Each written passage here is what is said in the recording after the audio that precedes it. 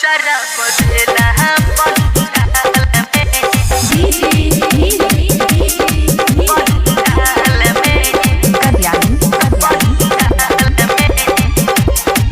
सभे आ गइले बाहर से घरे पता नहीं रउआ का करे सभे आ गइले बाहर से घरे पता नहीं रउआ का करे सभे बोला था 1 2 3 4 और 3 4 माई के दरबार डीजे लागल बहार पचरा बजेला पंडाल में माई के दरबार डीजे लागल बहार पचरा बजेला पंडाल में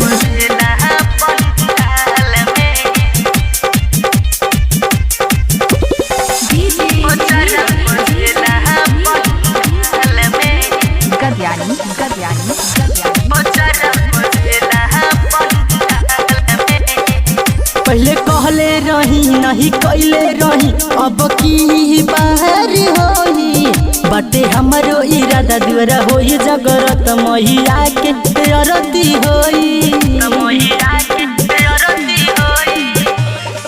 पहले कहले रही नहीं कैले रही अब की बाहर होई बाटे हमारो इरादा द्वारा होई जगरत मैया के आरती होई बिनती करल रौर गुजरी सैया ले आई बसड़ी पिरारी पूजा करल जाय हथवा जोड़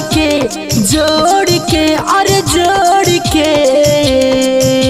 माई के दरबार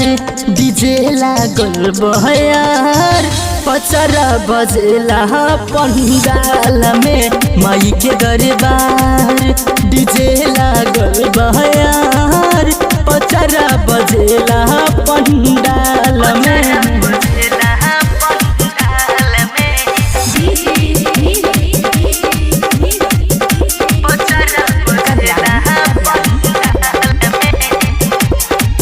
कहे मैया पुकारी सुन जी हमार पूजा सफल हो जाई कहे हलचल विशाल मही आई बहर साल गिरजा राज के साथ बुलाई कहे मैया पुकारी सुन जी हमार पूजा सफल हो जाए कहे हलचल विशाल मही आई बहर साल गिरजा राज के साथ बुलाई रोरी चुनरी चढ़ाई बनारी हलवा लाइब रानीपुर से गारवा के हरवा सभे नाची ही दिलवा खोल के अरे खोल के माई के दरबार डीजे लागल बहार पचरा बजेला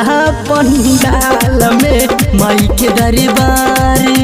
डीजे लागल बहार पचरा बजेला पंडाल